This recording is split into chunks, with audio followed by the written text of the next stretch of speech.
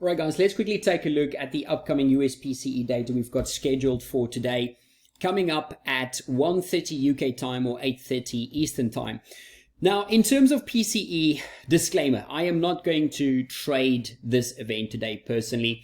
I just don't think in a week like this, it's going to be worth the risk to capital, in my opinion. I know there's a couple of you who are absolute die-hard risk event traders out there, so I'm going to do a preview for you to show how I would have traded it if I was going to trade it, but I'm just going to risk my own capital by trying to trade this today. I just don't think it's worth it, and I'll explain why in a second. Just a couple of things to keep in mind about PCE. It is the Fed's preferred measure of inflation. However, that doesn't mean that it creates more volatility compared to the likes of CPI and PPI. The big challenge with PPI normally is its timeliness, right? We get it after everything else. We only get it after we've already seen the CPI and the PPI. So by the time that we get the PCE data, even though it's the Fed's preferred measure of inflation, by the time we get it, the markets have already had time to digest the whole CPI report, the whole PPI report. So normally in a normal cycle, by the time that we get PCE, it's normally been a nothing burger, right? We in previous cycles, we didn't really see a lot of volatile reactions in price out of the PCE data. It was normally just a dud.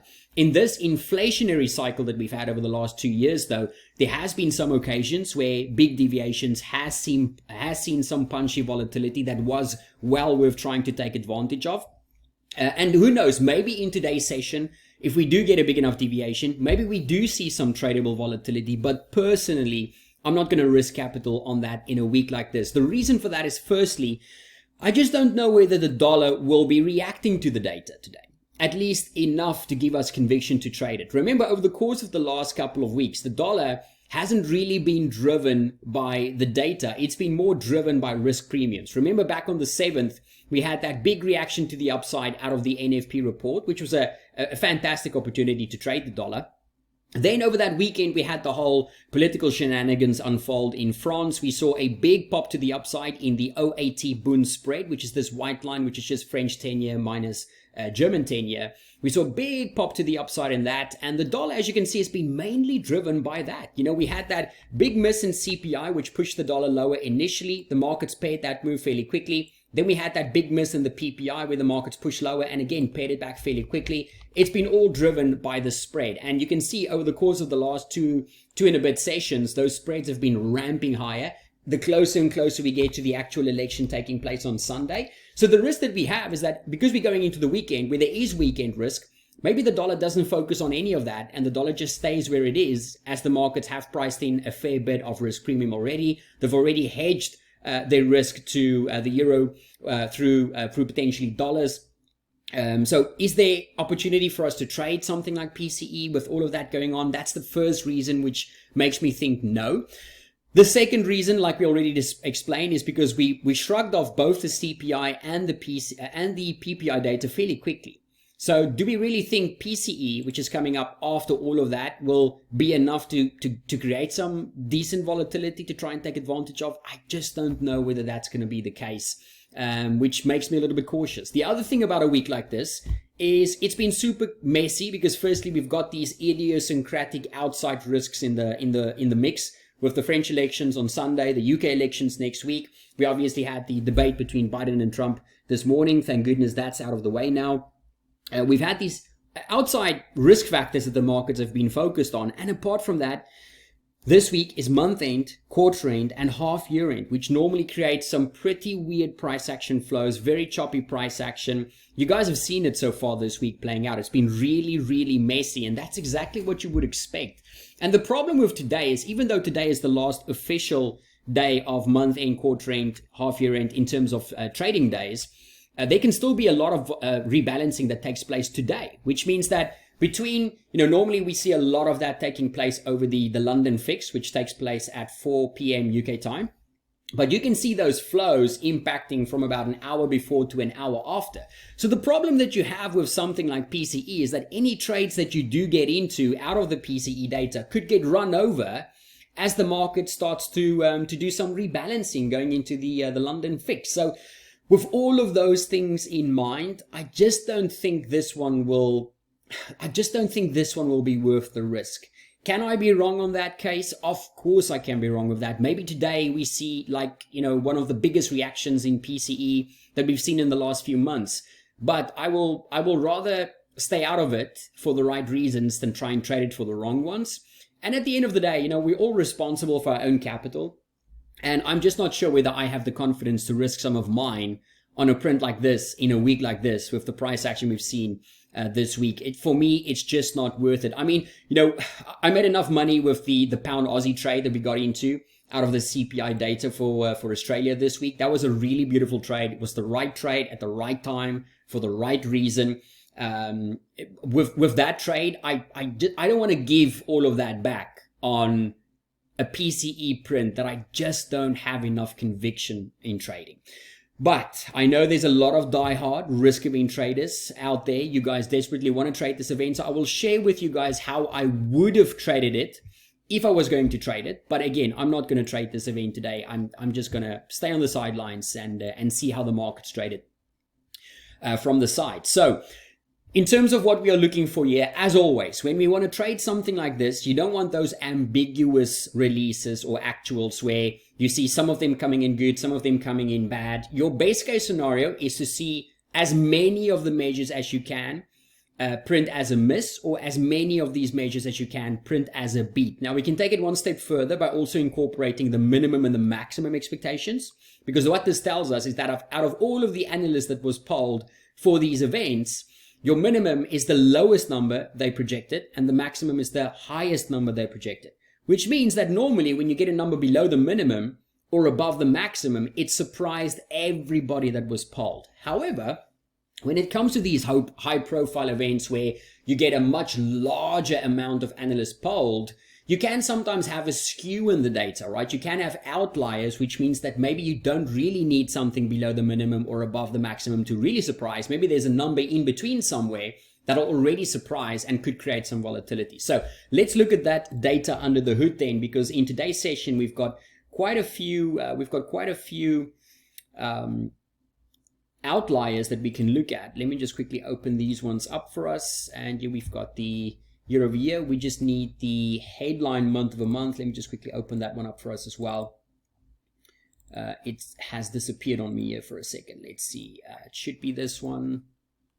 Yeah, there we go. All right. So here we have the month over month headline, year over year headline, core month over month, and core year over year. So what type of numbers do we need to see to really get the markets excited, or in my opinion, to really get the markets excited? Again, I'm not going to trade it myself, but these are the numbers that I would have looked for should I wanted to trade it today.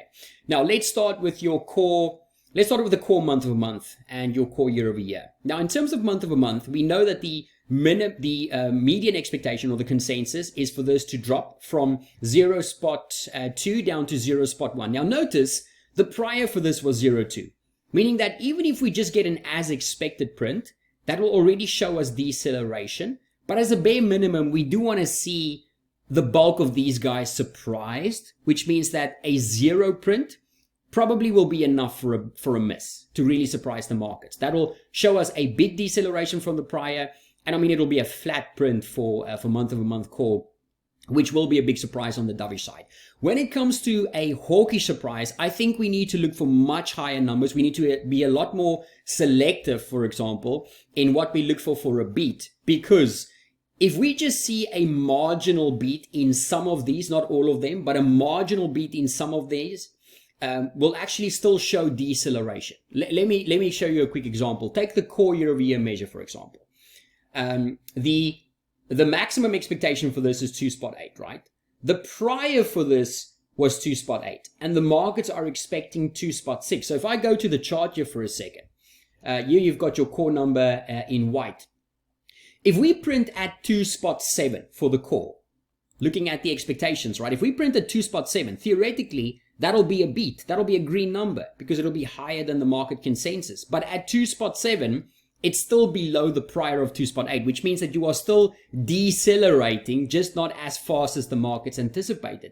That won't be enough, in my opinion, for a beat. For a beat, you want to see something that goes above the prior numbers, right? We want to see this chart going in the wrong direction, i.e. moving up. You don't want to see it moving down just slower. you want to see it moving up for a beat. So we'll be a little bit more selective when it comes to the numbers we are looking for a beat with that reason in mind. So taking a look then at that core month-over-month number, 0 should be good for a miss. For a beat though, we'll be looking for a number not just in line with the prior, we'll be looking for a number above the prior, meaning that for a real beat on the month-over-month core, we'll be looking for 0.3 or higher. So if I quickly go back to our trade plan, you can see that over here. We'll be looking for a print of 0 or lower for a miss, a print of 0.3 or higher for a beat, above the prior and above the max.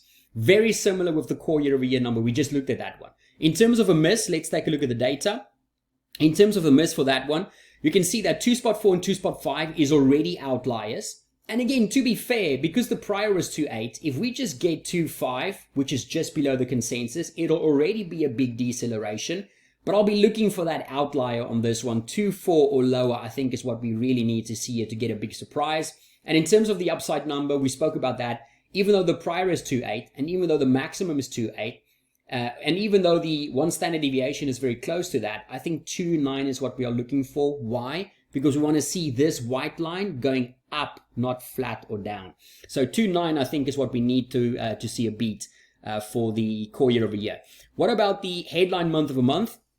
In terms of headline, this one is a little bit more tricky, right? Because here you can see that the minimum expectation is for a flat print of 0.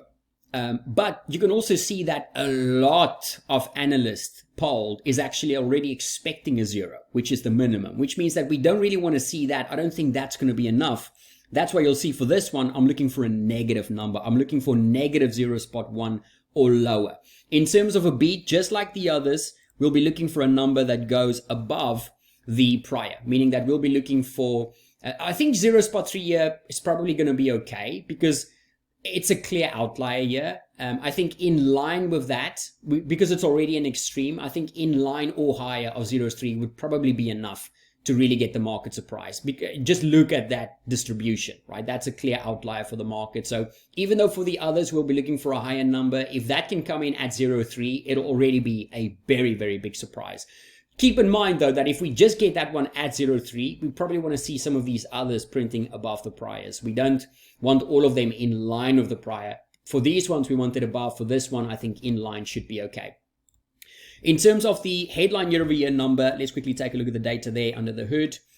You can see that 2.5 already going to be a big surprise. It's already a big deceleration. So I would say at 2.5 or lower probably does the trick here. It's also below or will be below the one standard deviation for this one. So 2.5, even though it won't be a massive deceleration, I mean, it's just a 0.1 miss. You know, looking at the distribution, looking at where the prior is sitting, looking at the one standard deviation, 2.5 or lower could be a good option. Obviously, below that will be better, but I think 2.5 should do the trick. And in terms of the maximum, again, just like the others, even though 2.7 is above the one standard deviation, and even though the prior was in line with 2.7, we'll be looking for 2.8. Why? Again, we want to see this chart moving in the wrong direction. We don't want to see it flat at 2.7. We want to see it printing 2.8 or higher.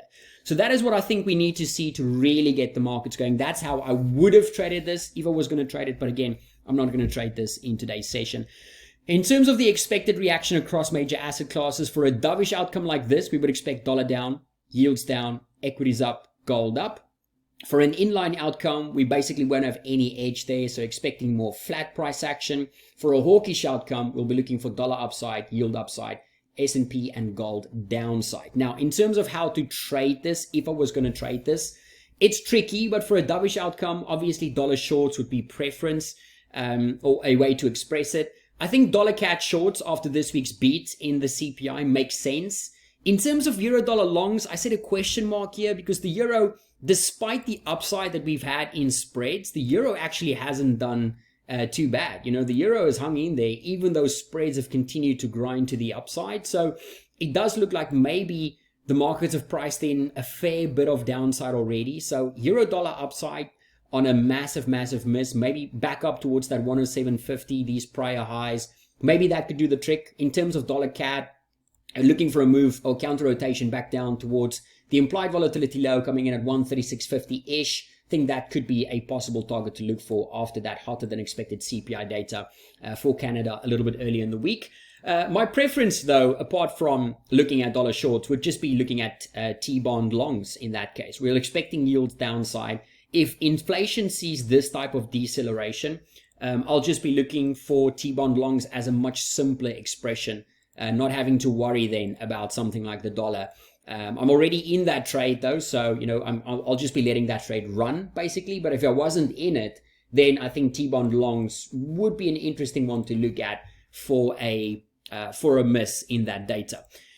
Now, what about a beat? For a beat, dollar longs obviously would be your preference. Pound dollar shorts, Aussie dollar shorts. Why pound? I'm already short the pound via other currencies at the moment. I think there's the path of least resistance, at least for now, remains tilted lower for pound. So pound dollar downside, maybe back down towards that 126.20, maybe 126 below that could be an option in a session like today. The other option, Aussie dollar. Why Aussie dollar? Because of the RBA Hauser comments that we had yesterday. If we do get a massive beat, I think looking for a counter rotation back down towards 66.20. It's such a huge zone. I think we might be able to get there, right, if the number is hot enough. Again, not something I'm going to trade myself, so take that with a pinch of salt. But Aussie dollar and pound would probably be my favorites that I would look at for a massive beat. Now, the other one we could consider is something like, where's my trade plan? Here we go. It's something like gold shorts. Why gold shorts? If we quickly take a look at gold here, we've had a nice pop to the upside from that 2,300 level. And remember this chart. Gold positioning is massively stretched on the long side right now. So if we were to get a massive beat in that PCE data, then gold shorts could be an option for sure. Again, not something I'm going to trade myself, but something that you could consider and potentially looking for a move back down towards that 2,300 level. That would make sense in my view. So again, disclaimer, I'm not going to trade this myself, but that is the way that I would have approached this if I was in the markets for that event today.